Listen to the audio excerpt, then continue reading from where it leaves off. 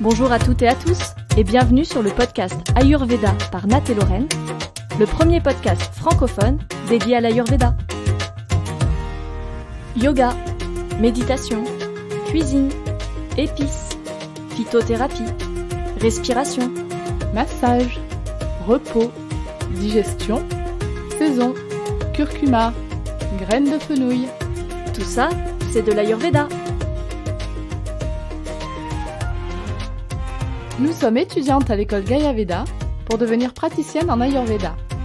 Nous vous proposons un podcast bimensuel sous la forme d'interviews ou de sujets co-animés pour vous permettre de découvrir cette pratique et l'adopter dans votre quotidien. Êtes-vous prêts pour ce moment de détente et de bien-être rien que pour vous ?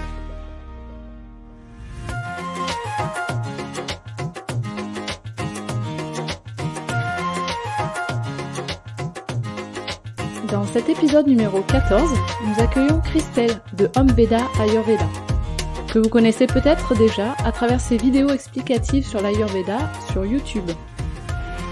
Avec Christelle, nous aborderons un sujet important pour beaucoup d'entre vous, le sujet de la perte de poids, bien entendu selon l'approche ayurvédique. Et Christelle a eu la gentillesse d'offrir à nos auditeurs un code promo pour son programme Maigrir avec l'Ayurveda. Vous obtiendrez ce code promo à la fin de l'épisode. Bonne écoute! Bonjour Christelle, bienvenue sur le podcast Ayurveda. Bonjour à vous, Nat et Lorraine, enchantée d'être là. Merci de ta participation. Alors Christelle, on t'a connue à travers tes super vidéos sur YouTube. Est-ce que tu peux nous expliquer quel est ton parcours, comment tu as connu l'Ayurveda et quelle est ton activité aujourd'hui? Ok. Je m'appelle Christelle, je réside en Alsace pour le moment. Donc, je suis thérapeute ayurvédique certifiée et mon parcours avec l'Ayurveda, il est un petit peu spécial quand même, je pense. Il y a eu beaucoup de choses assez spontanées qui se sont créées. Je pense vraiment que le chemin, il s'est ouvert en fait vis-à-vis de ça parce que maintenant, j'ai une chaîne YouTube, effectivement, Om Veda Ayurveda, parce qu'avant, j'étais vidéaste et photographe, en fait. C'était mon métier. Donc, je travaillais dans la vidéo en tant qu'indépendante pendant plusieurs années. J'ai fait des études dans le cinéma. Je réalisais des courts-métrages, je travaillais dans la publicité. Et mon travail ne me plaisait plus vraiment. En fait, j'arrivais pas vraiment à m'épanouir dans ce que je faisais, ce que connaissent d'ailleurs beaucoup de gens, en fait, à l'heure actuelle. Une première carrière comme ça qui ne fonctionne pas vraiment. On se retrouve pas nécessairement. Et je me suis retrouvée un petit peu dans une sorte de traversée du désert professionnel quand même pendant quelques années, pleine de frustration, d'incompréhension. Et c'est à ce moment-là que j'ai fait un voyage en Inde. Pas pour l'Ayurveda, en fait, j'en avais entendu un peu parler parce que c'est vrai que j'ai grandi dans une famille où mes grands-parents utilisaient beaucoup les plantes thérapeutiques, où j'ai grandi à la campagne dans un environnement assez naturel, entre guillemets, où j'ai toujours été consciente du bio, du fait d'éviter de prendre des médicaments, du fait de ma grand-mère qui avait des petites recettes un peu limite de sorcellerie quand même pour me soigner quand j'étais petite, les thérapies par les ventouses et des choses comme ça. Donc c'est vrai que j'étais sensibilisée en fait à tout ça très jeune, mais c'est vrai que l'Ayurveda, je connaissais pas. Donc, j'en avais entendu parler. Et quand je suis allée en Inde, c'était plus effectivement un voyage spirituel, j'ai envie de dire, qui a été très riche en fait pour moi. J'ai vécu beaucoup de choses extraordinaires. J'ai rencontré Amma aussi pendant mon voyage. Et puis, petite chose un peu compliquée qui m'est arrivée, j'étais pleine de piqûres de moustiques dès le premier jour. Enfin, c'était extrêmement douloureux. J'avais des inflammations partout sur les pieds, sur les jambes. Je commençais un petit peu à paniquer. Et j'étais à Pondichéry en train de chercher un cybercafé. Et je rentre dans le cybercafé, sauf que c'était une pharmacie ayurvédique. Et donc, la dame me voit et je me dis, tiens, je vais parler de mes piqûres de moustiques. C'est marrant, le hasard, il fait que. Et je sais pas, cette dame, elle a une manière de me regarder, de m'observer, puis de sélectionner un petit flacon comme ça dans la pharmacie, qui m'a beaucoup interpellée. Et puis surtout, en fait, en une nuit, j'avais plus mal, j'avais plus rien. Tout a cicatrisé très vite. Enfin, ça m'a vraiment beaucoup interpellée par rapport à l'Ayurveda. Je n'ai pas eu le temps en fait d'aller dans une clinique à ce moment-là parce que mon voyage était vraiment très intense et un peu trop court. Mais dès que je suis rentrée, j'ai commencé à acheter des livres, à me renseigner, à commencer à essayer de pratiquer un maximum aussi des choses de mon côté. Et j'ai rencontré un médecin ayurvédique indien qui vit à Strasbourg, qui s'appelle Kaushik Gupta, pardon. Et je me suis dit, bah, je vais essayer une première consultation ayurvédique. Et ça a été un moment extraordinaire parce qu'il m'a vu rentrer dans la salle. Il m'a dit, bon, bah, toi, tu as fait un cauchemar la veille. T'aimes bien le sucre, mais il faudrait quand même que tu te calmes. Et puis, bon, écoute, allonge-toi, on va voir. Je vais prendre ton pouls, on va voir. Et j'étais scotchée d'entrée de jeu. J'ai pas compris du tout ce qui m'arrivait. Et il m'a pris le pouls et il m'a dit, bon, écoute, Christelle, va falloir que tu te mettes à l'Ayurveda. Tu sais pas trop encore pourquoi, mais achète des livres, renseigne-toi pour des formations, mais va dans ce sens-là et puis on se revoit dans quelques mois. Et j'étais vraiment très choquée par ce rendez-vous, mais en même temps très curieuse et puis voilà, très attirée aussi par la magie de la vie quand même depuis plusieurs années. Donc j'ai effectivement regardé les formations qu'on avait en Europe pour l'Ayurveda parce que j'avais envie, du coup, dans mon parcours professionnel, de retourner sur les bancs de l'école en fait. Et ça m'a vraiment beaucoup interpellée, du coup, cette médecine ayurvédique. Et donc, je suis retournée chez lui en disant, bon, bah voilà, j'ai trouvé une formation, effectivement. Mais c'est bien, vas-y, continue. Et puis, bah écoute, tu me remercieras plus tard. Et voilà, une chose en entraînant une autre, j'avais pas du tout prévu de devenir thérapeute, mais c'est ce qui s'est passé. Et j'ai envie de dire qu'après, vraiment, les choses, elles se sont enchaînées un petit peu naturellement sur aussi mon parcours qui a été toujours un petit peu d'essayer de faire un pont, en fait, entre les disciplines, entre les continents, entre les traditions aussi. J'étais beaucoup influencée par le chamanisme aussi, beaucoup, que j'essaye aussi de transmettre d'une certaine manière dans d'autres activités personnelles. Euh, j'ai accompagné aussi des centaines de personnes dans une marche initiatique en fait pendant 6 ans. Donc j'ai toujours eu l'habitude comme ça d'essayer de travailler sur l'humain, d'accompagner les gens, d'essayer d'être là en fait et d'apporter mon accompagnement dans des processus de transformation personnelle en fait. Et je l'ai fait de plein de manières différentes. Et c'est vrai que l'Ayurveda aujourd'hui, c'est vraiment imposé comme la manière en fait de pouvoir accompagner des personnes dans la connaissance d'elles-mêmes, dans la transformation intérieure, dans le fait de s'intéresser à des cultures différentes aussi, à une autre manière de voir la vie, à une spiritualité. Et voilà, aujourd'hui, mon rôle, il est plus effectivement de transmettre. Alors effectivement, je suis thérapeute, je reçois quand même des consultations, mais j'ai plus ce rôle, en tout cas aujourd'hui, d'essayer de faciliter l'accès, en tout cas, à tout ça, et d'essayer d'éveiller, en tout cas à mon échelle, les consciences sur la beauté de l'Ayurveda et tout le yoga, en fait, qui entoure cette discipline. Voilà. J'espère que j'ai pas été trop longue. Non, très bien. Merci pour ce partage. Quel beau parcours, hein. Alors, dans cet épisode que nous partageons avec toi, nous souhaiterions t'interroger sur le sujet de la perte de poids grâce avec l'Ayurveda. Alors, en Ayurveda, on ne recommande pas spécialement de faire des régimes frustrants qui peuvent être néfastes d'ailleurs pour notre organisme. Alors, comment l'Ayurveda propose une perte de poids? À toi de nous dire comment toi tu conseilles et accompagnes les gens sur la perte de poids. Moi, j'accompagne les gens sur une transformation profonde de leur être. Et la perte de poids n'en est qu'un aspect, en fait. J'ai créé ce programme donc, qui s'appelle Je m'écris avec l'Ayurveda. Et ce que je dis à tous les participants dès qu'ils rentrent, c'est que ben, voilà, il y a une transformation générale en fait qui est à prévoir et c'est ça qui va faire aussi le succès. C'est-à-dire que je l'ai partagé aussi. Moi, j'ai eu des problèmes aussi sur mon image, sur mon poids. J'ai jamais été en obésité, mais j'ai vraiment eu beaucoup, beaucoup d'années comme ça de souffrance vis-à-vis de tout ça. Et quand je m'en suis sortie, ça a vraiment été après un cheminement personnel de transformation intérieure globale, en fait.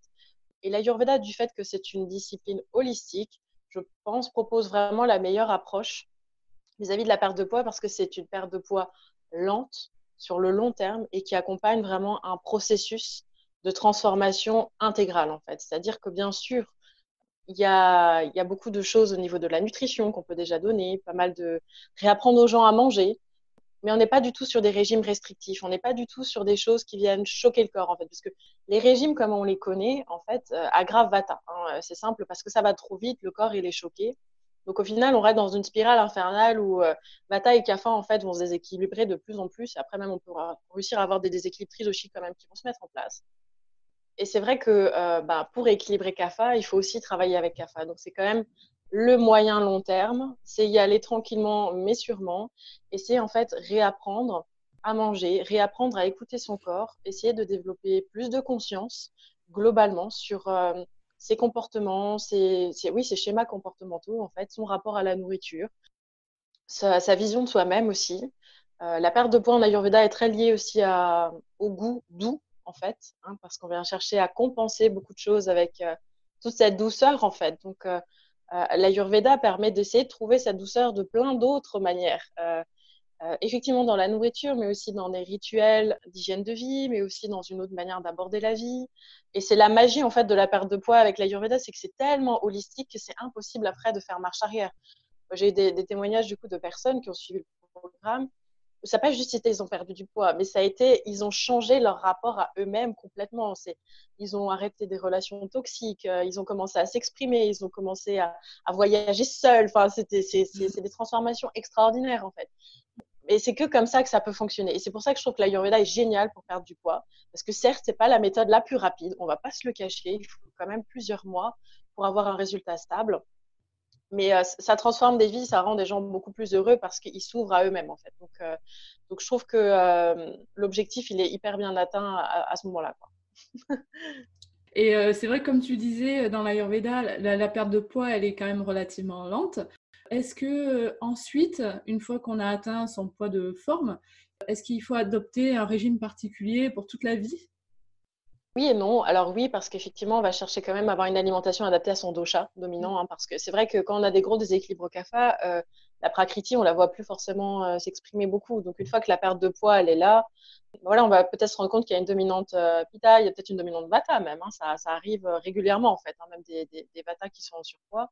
Et donc oui, bien sûr, pour le reste de la vie, il sera conseillé de manger en fonction de son dosha, comme on le conseille en Ayurveda de manière générale. Mais des grandes restrictions, non, il n'y en aura plus en fait. Et juste le but, c'est de ne jamais en avoir. C'est-à-dire que il n'y a rien à interdire totalement. En fait, l'Ayurveda, c'est une question d'équilibre. Donc, on peut aller manger une énorme pizza pleine de fromage de temps en temps, en fait. Même quand on cherche à perdre du poids, c'est juste la manière dont on va le faire et comment on va se comporter en fait sur le long terme. Ça va changer. Mais il n'y a aucune restriction en réalité. Est-ce qu'il y a des constitutions qui sont plus sujettes à la prise de poids et pour quelles raisons? Oui, bah, bien sûr, effectivement, CAFA va être beaucoup plus sujet à la prise de poids parce que voilà, la digestion, elle est lente, elle est lourde, il y a une capacité de stockage, en fait, hein, et de construction de matière qui est très présente chez CAFA. CAFA regarde une salade, a déjà pris 5 kilos, quoi. Donc, voilà, c'est la petite blague que je fais souvent vis-à-vis de ça. Mais tous les doshas peuvent se déséquilibrer. Alors, bien sûr, c'est rare quand même que Vata prenne 20-30 kilos en trop. Ça reste quand même rare. Pitta fait beaucoup plus de yo-yo comme ça. On va dire que les personnes qui font des régimes et puis qui arrêtent et puis qui reprennent du poids, qui font beaucoup de yo-yo, généralement ont un pitta dominant parce qu'ils ont cette détermination intellectuelle, mentale à vouloir y aller, à vouloir contrôler les choses. Et donc, c'est ceux qui vont avoir tendance à faire le plus de yo-yo, clairement.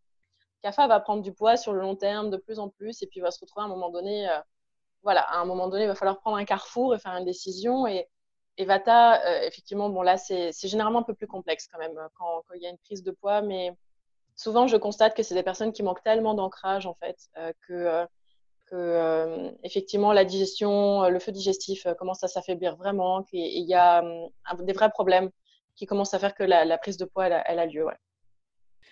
Il y a aussi des moments particuliers où on est peut-être plus susceptible de prendre du poids. Je pense particulièrement à la ménopause pour les femmes. Est-ce qu'il est possible de perdre ce poids accumulé pendant la ménopause?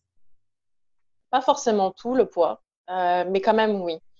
Faut savoir que l'accompagnement des femmes à la ménopause, est vraiment, j'ai envie de dire, très décevant en fait, en tout cas en France, parce que moi je reçois beaucoup de femmes qui se retrouvent avec les bouffées de chaleur, qui se retrouvent avec beaucoup de symptômes en fait liés à la ménopause et surtout des vrais problèmes émotionnels aussi, parce que c'est aussi un âge où du coup les enfants partent, où elles se retrouvent à plus vraiment avoir de rôle dans leur vie, à se poser beaucoup de questions, à commencer à penser aussi à la phase de la retraite. Et donc il y a une sorte de vraie quête générale qui se fait quand même chez ces femmes. Et la prise de poids, souvent, elle n'est pas que hormonale. Il y a aussi beaucoup d'émotionnel qui est en jeu clairement derrière.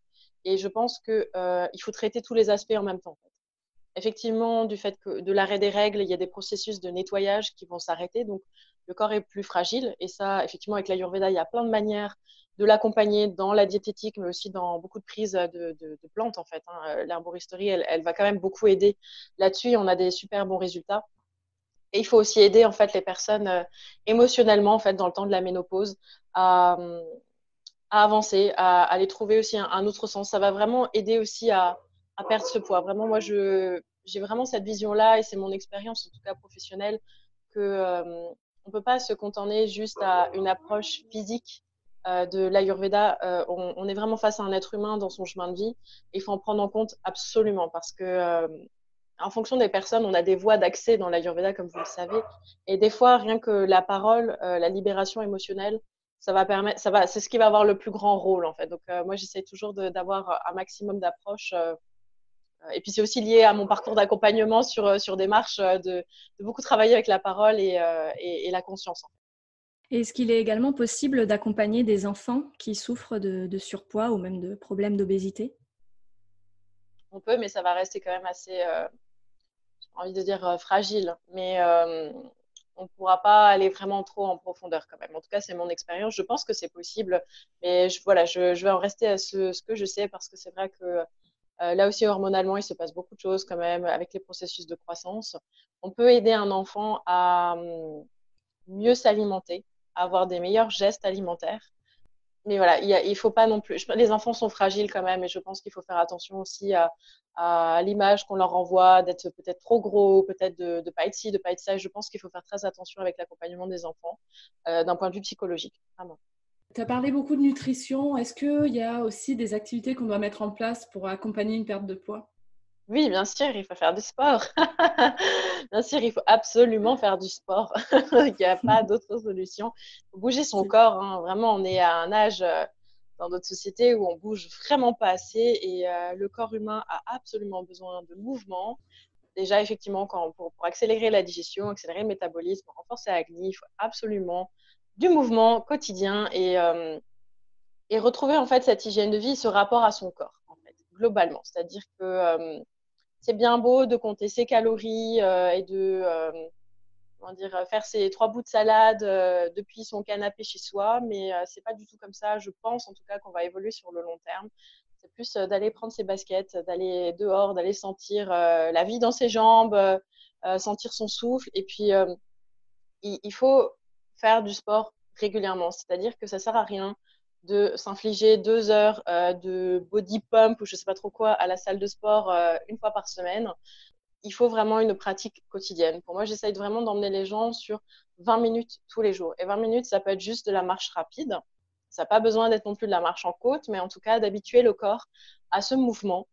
Parce qu'au bout d'un moment, en fait, même le corps va le réclamer, en fait, hein, parce que c'est tellement bénéfique pour l'organisme d'être focalisé sur sa respiration, d'utiliser ses muscles. Au niveau de la circulation sanguine, il y a beaucoup de choses aussi qui sont très utiles. En fait, le sport, c'est vraiment un médicament qu'il faut le faire absolument tous les jours. Pour moi, 5 jours sur 7, c'est bien, sans se pousser trop loin. C'est-à-dire qu'il faut y aller progressif, surtout dans le cadre d'une perte de poids pour des gens qui n'ont jamais fait de sport. Il faut y aller progressivement pour ne pas choquer le corps, pour ne pas aggraver encore Vata, pour ne pas non plus avoir besoin de ce goût doux encore plus et avoir la machine infernale qui va se mettre en place, où on va chercher à compenser une frustration. C'est pour ça qu'il faut vraiment, encore une fois, y aller de la méthode CAFA, tranquillement, mais sûrement, on va mettre en place une discipline sportive. Et j'ai des personnes comme ça qui maintenant je pense à un jeune homme que je suis dans le programme qui fait du crossfit 5 fois par semaine, quoi. Et qui, voilà, soulève du 180 kilos, des choses comme ça. Mais ça s'est fait sur plusieurs mois, en fait. Mais maintenant, voilà, son corps le demande. Il en a besoin même psychologiquement dans son quotidien pour s'ancrer, s'équilibrer, et tout en étant de constitution CAFA de naissance, en plus, hein. Donc, pas forcément évident pour lui, mais on y arrive sans aucun problème. Il faut juste arrêter d'être dans une logique comment dire, de vouloir se contrôler, de vouloir s'infliger des choses, d'être dans une logique en fait de désamour de soi, parce que ça ne fonctionne jamais en fait. La perte de poids avec l'Ayurveda et le sport aussi, la mise en place de tout ça, ça va vraiment se faire dans une volonté de s'apporter des choses positives. Et ça, c'est hyper important quand on commence de se rendre compte que ça ne peut fonctionner que si on le fait par amour en fait. Voilà. Et tu as abordé tout à l'heure le sujet de la phytothérapie qui peut accompagner lors d'une perte de poids. Quelles sont les plantes qui favorisent une perte de poids ou même au niveau des épices? Est-ce que tu as des Mhm. conseils? Alors pour les plantes, c'est vrai que bon, forcément, on va utiliser beaucoup de trifala en assez grande quantité en fait, hein, sans aucun problème, 1,5 g, 2 grammes même par jour. Les mélanges tricatou aussi, qui va beaucoup aller dans les toxines.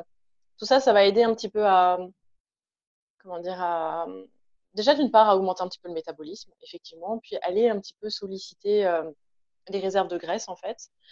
Et après, on peut aussi utiliser gougoulou en fait. Hein, il y a un mélange, il me semble que ça s'appelle trifala gougoulou, qu'on peut trouver comme ça, où il y a trifala, tricatou et gougoulou.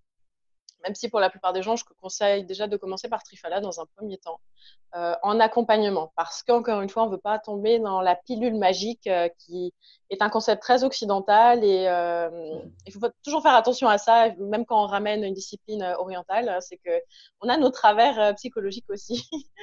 Donc, on va utiliser ça. Et après, bien sûr, les épices. Encore une fois, pour stimuler Agni, pour augmenter le métabolisme, pour faciliter la digestion, pour vraiment faciliter aussi l'accès ouais, aux tissus graisseux en fait, hein, dans le corps, aider à éliminer aussi les toxines. Hein. Donc oui, bien sûr, une alimentation épicée, elle est nécessaire. Après, pour Pita qui a pris beaucoup de poids, il faut faire attention quand même. On va quand même éviter de manger du poivre tous les jours, du piment tous les jours. On va quand même rester sur des épices plutôt pour Pita, donc qui restent assez douces avec un peu de gingembre quand même pour stimuler. Voilà, par exemple, on peut aussi utiliser Tulsi. Moi, j'aime bien utiliser Tulsi dans les cadres de perte de poids aussi pour soutenir au niveau émotionnel, beaucoup, parce que c'est une plante qui est très équilibrante à ce niveau-là. Alors, c'est pas toujours évident d'être patient, d'accepter que notre corps ne réagisse pas tout de suite, Mm, pas aussi vite qu'on le voudrait pour perdre du poids ou pour en gagner d'ailleurs. mm. Euh, Quel soutien émotionnel, justement, on pourrait apporter aux personnes qui souhaitent s'engager dans une perte de poids? Est-ce que toi, tu as créé une communauté, par exemple? Quel retour tu as par rapport à ça? Oui, effectivement, pour moi, c'était important d'avoir une communauté. Donc, on a un groupe Facebook privé. Pour les gens qui ne sont pas sur Facebook aussi, on a de temps en temps des lives en fait en groupe. Donc, les autres restent, tous les participants restent anonymes s'ils le souhaitent, mais peuvent poser toutes les questions et interagir aussi entre eux. Donc, on essaie comme ça d'avoir pas mal de réponses. Et surtout, je vois que voilà, il y en a un ou deux qui a une perte de poids un peu plus rapide, qui va partager ses repas, qui va partager un petit peu aussi ses comment dire, toutes ces découvertes même sur lui-même, quoi. Hein, et puis, il y a cette envie de partage, et puis ça va en stimuler d'autres qui ont peut-être besoin de plus de temps parce que forcément, en fonction aussi du contexte dans lequel on est, pour par exemple une femme qui a 3 enfants à charge, un travail, c'est sûr que ça va être plus lent parce qu'elle a moins de temps aussi à accorder à son développement à elle. Mais en fonction des personnes comme ça dans le groupe qui sont un petit peu plus rapides, je les vois vraiment se soutenir, essayer d'envoyer des photos de leur repas, essayer de dire voilà, là j'ai eu une difficulté, je me sens pas bien, j'ai besoin de votre aide, de votre soutien, de partager aussi les moments où ça a dérapé.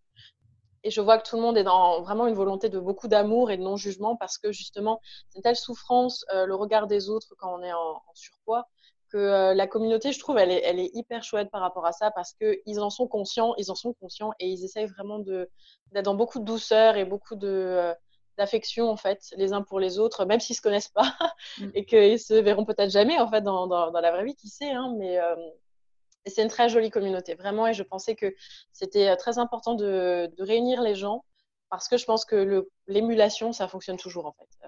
Quand on est en groupe sur un même objectif, forcément, on a envie de partager ses résultats et on a envie d'avoir quelque chose à partager. Donc ça motive d'autant plus.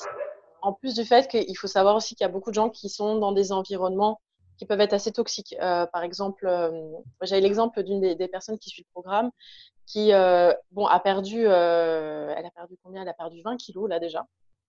Mais son mari aime les plats très gras, ne la soutient pas du tout. Enfin, lui, il veut pas que ça change, il veut pas que c'est une influence sur lui. Et ses copines, voilà, elles veulent pas non plus qu'elle soit trop heureuse, quoi. Enfin, voilà, c'est un petit peu compliqué au niveau de l'entourage. Elle me disait, bon, bah voilà, le groupe, au moins, je peux partager librement. Les gens sont heureux que j'aille bien, donc ça me fait du bien. Et voilà, on n'a pas tous des environnements super, même si je pense que c'est important aussi quand on veut faire ce genre de changement dans sa vie, de faire un petit tri dans son entourage, parce que si l'entourage ne va pas dans ce sens-là, n'est pas là pour soutenir, même après avoir discuté avec l'entourage. Je pense qu'il faut se séparer aussi de certaines personnes parce que ça a une influence énorme en fait. Hein. Ça reste notre cercle proche qui va avoir une influence sur notre capacité ou non à y arriver, à se sentir soutenu, qui va peut-être avoir une influence sur le fait qu'on va peut-être abandonner. Et c'est pas du tout à prendre à la légère, selon moi, tout ça. Donc, avoir un environnement positif est absolument fondamental. En fait, voilà, c'est ça dans le programme. J'ai vraiment essayé d'avoir tout ce qu'on pouvait, voilà, pour avoir tous les points d'accès en fait de la question, même des points d'accès un peu plus spirituels. Même moi, j'ai pas du tout peur d'y aller clairement là-dedans sur aussi bon, la question du karma personnel, quoi, hein, pour garantir aux personnes, en tout cas, le plus de prise de conscience sur eux-mêmes, en fait, pour qu'ils trouvent la voie d'accès, en fait, à cette transformation, quoi. Alors, il y a beaucoup d'approches qui proposent de perdre du poids, que ce soit par la naturopathie ou aller voir un diététicien, un nutritionniste, etc. Pourquoi choisir l'Ayurveda pour perdre du poids? Comment on peut expliquer aux gens que l'Ayurveda est une bonne solution pour eux? Bon, par rapport à la nutrition classique, je suis assez persuadée quand même qu'en France, on est en retard de plusieurs siècles, hein, clairement. Par rapport à la diététique ayurvédique qui est multimillénaire, voilà, il n'y a pas photo parce que c'est vrai que des personnes que je peux recevoir sont allées voir des diététiciens, c'est tout le monde la même chose, tout le monde le même programme alimentaire, des produits laitiers 3 fois par jour. Euh, voilà, le terrain en fait n'est pas du tout adapté à la constitution de chacun et surtout en fait des fois aux intolérances alimentaires aussi que certains peuvent avoir parce que c'est important aussi de travailler là-dessus. Donc pour moi, la nutrition classique, ça ne peut jamais vraiment fonctionner sur le long terme. Tout simplement parce qu'elle n'est pas adaptée à chacun. Donc, ou alors, c'est des personnes qui vont vraiment beaucoup tenir sur l'aspect très mental, en fait. Hein, donc, dans le contrôle de soi. Et bon, c'est pas forcément quelque chose que je conseille. L'approche naturopathique, elle est intéressante aussi parce qu'il y a des profils aussi en naturopathie. Hein, donc, c'est intéressant et on retrouve un peu du Vata, Pitta et Kapha aussi dans les profils naturopathiques. Donc, ça peut être une approche. Maintenant, la naturopathie, c'est pas forcément, voilà, c'est pas ce que je sais faire. C'est vrai que bon, bah, dans la naturo, voilà, moi, il y a des choses que j'aime un peu moins. Effectivement, on travaille pas vraiment trop avec les épices. Il y a quand même beaucoup ces mélanges des fois de cru et cuit en fonction des courants de naturopathie, ou même de privilégier les régimes totalement crus. Hein, si on va rentrer dans l'hygiénisme aussi naturopathique, les cures de jus, des choses comme ça qui pour moi vraiment tuent Agni à petit feu. Donc, on va y avoir un mieux d'un coup, on va croire qu'on a fait quelque chose de sain, qu'on est sorti des régimes yo-yo, mais en fait, non, on a choqué son corps et puis boum, badaboum, ça va être un peu plus compliqué derrière. Donc, bon, la naturopathie, oui, mais il faut voir quel courant aussi. Si c'est les courants, effectivement, qui travaillent plus avec les profils, qui sont dans une approche aussi. Il y a des écoles qui sont très, comment dire, sensibles aussi à l'Ayurveda en naturopathie. Donc, je pense que ça peut être intéressant aussi. En tout cas, clairement pas la nutrition classique parce qu'elle n'est pas adaptée, je pense. Et puis, faut pas oublier non plus que c'est pas grave de faire du business vis-à-vis de ça, mais forcément, quand on essaie de vendre un programme miracle, un programme très rapide, très solution choc aussi, c'est voilà, il y a un problème quelque part. On prend vraiment le problème de la mauvaise manière, en fait. Alors, on a parlé de la perte de poids. Et alors, qu'est-ce qu'il en est des personnes qui souhaitent prendre du poids? Est-ce que c'est la Bah même oui. problématique? Cher Vata, bah oui, il y a encore une fois la question de l'image de soi, de l'amour de soi qui est très importante. Vraiment, savoir que les personnes qui veulent prendre du poids absolument sont aussi souvent dans une grande souffrance. C'est vraiment à prendre en considération parce que voilà, le regard des autres, il est compliqué aussi. Donc, je pense qu'il y a un vrai chemin aussi à faire sur l'image de soi, sur l'amour de soi en parallèle, clairement, et d'aller sur une transformation globale aussi, plus que juste sur un objectif d'un chiffre sur la balance. Donc là, c'est là où les deux approches pour moi sont exactement pareilles. Après, c'est vrai qu'on va plutôt favoriser un renforcement à tous les niveaux. Donc, bien sûr, pour moi, des Vata, pure constitution Vata, n'arriveront jamais à être dans des formes et tout ça. Enfin, voilà, il faut accepter sa constitution, clairement. Hein. Comme Kapha ne sera jamais taille mannequin. Il faut l'accepter, ça. Et je pense que ça, c'est un premier processus absolument à faire. C'est d'accepter sa structure osseuse, d'accepter que on est comme ça et qu'on peut s'aimer comme ça et qu'on peut être magnifique comme on est. Ça, c'est la base. Donc, pour Vata aussi, d'accepter que oui, fins, ils resteront quand même toute leur vie. Et que c'est OK, qu'on peut être très beau comme ça. Mais là aussi, on peut travailler sur le sport, mais plus dans la prise de masse. Donc, où là, on va avoir le schéma inverse. On va plutôt chercher à alourdir un petit peu le corps, chercher à stocker autant que possible, mais d'une bonne manière. Donc, encore une fois, c'est un process qui va prendre du temps. Parce que j'en ai connu aussi des gens qui enfilaient les pots de Nutella et qui se disaient, bon, bah, comme ça, je vais grossir. Non, ça peut pas marcher comme ça. Effectivement, il faut qu'on aille plus sur un bon apport de protéines, mais en même temps suffisamment aussi de glucides, hein, parce que les deux sont nécessaires pour la construction en fait, de masse musculaire. Donc, il faut faire attention au régime alimentaire, accompagner Vata aussi, parce que ils n'ont pas non plus l'habitude de manger régulièrement, de ne pas sauter des repas. Il faut aussi les accompagner clairement sur plus de régularité autant que possible pour réussir cette prise musculaire de masse en fait au fur et à mesure. Donc c'est vrai que voilà, il faut pacifier Vata globalement sur ses habitudes alimentaires et ses habitudes de vie. Pour ça, arrêter pourquoi pas si c'est des personnes qui consomment régulièrement de l'alcool ou du tabac ou d'autres substances, et vraiment essayer d'arrêter ça. Le café aussi, hein, parce que c'est augmente le métabolisme énormément, donc ça va pas du tout aider à prendre du poids. Il faut pas oublier que les excitants, il faut absolument les arrêter quand on veut prendre du poids, pour essayer de ralentir un petit peu le métabolisme et l'organisme. Donc, après, c'est pareil, par contre, ceux qui veulent perdre du poids, il faut pas non plus se mettre à l'alcool, au tabac et puis au café. Hein. C'est pas ça non plus, je veux dire. Hein. C'est pas le message. C'est pas le message. Hein. Alors, toi, quels sont tes rituels pour bien commencer une journée?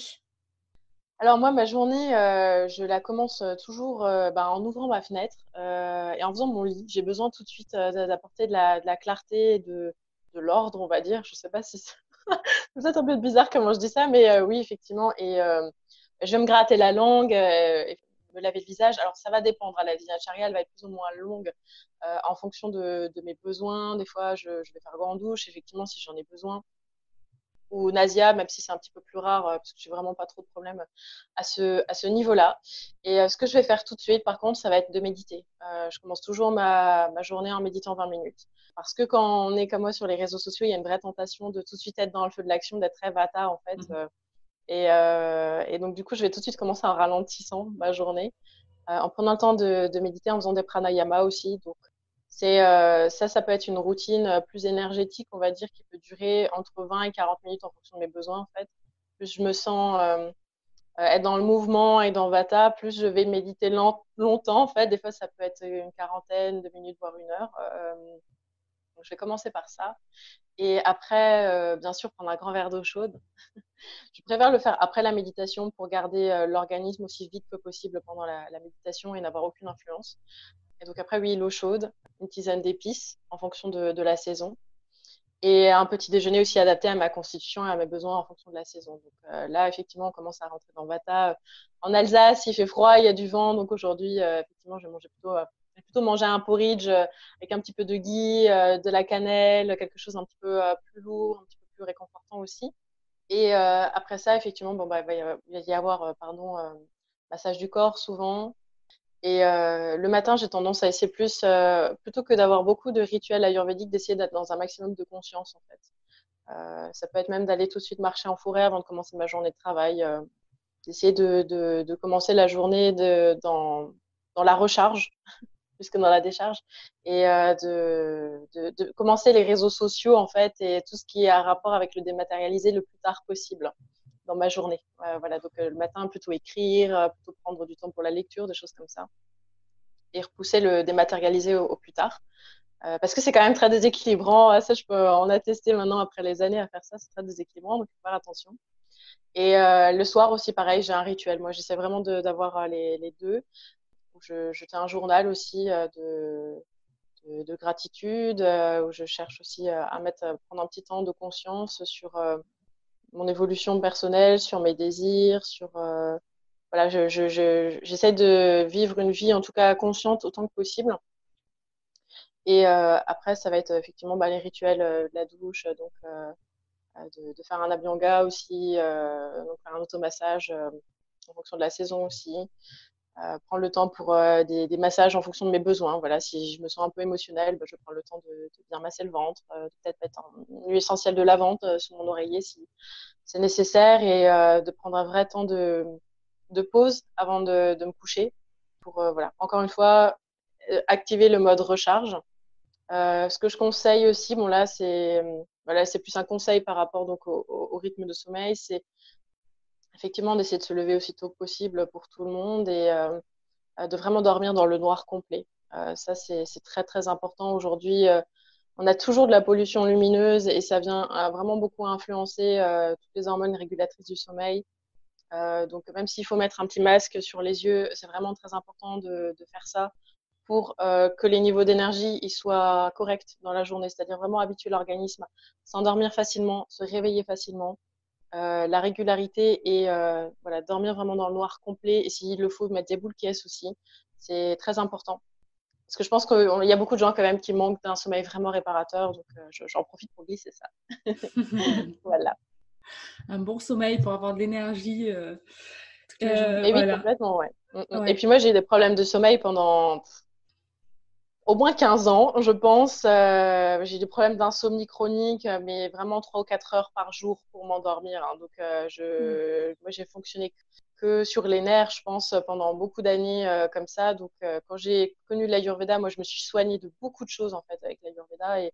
Et le sommeil, ça a changé ma vie, hein. Franchement, de mieux dormir, ça change une vie. On se rend pas compte quand on ne le vit pas que c'est une souffrance vraiment quotidienne. Donc, l'Ayurveda donne vraiment des outils géniaux pour régler les problèmes de sommeil. C'est quelque chose que j'aborde toujours avec mes patients. C'est le sommeil parce que voilà, si on n'est pas rechargé correctement, on peut pas prendre soin de soi en fait. C'est aussi simple que ça. Donc prendre soin de soi, ça commence par bien dormir et aussi se mettre en priorité numéro un dans sa vie.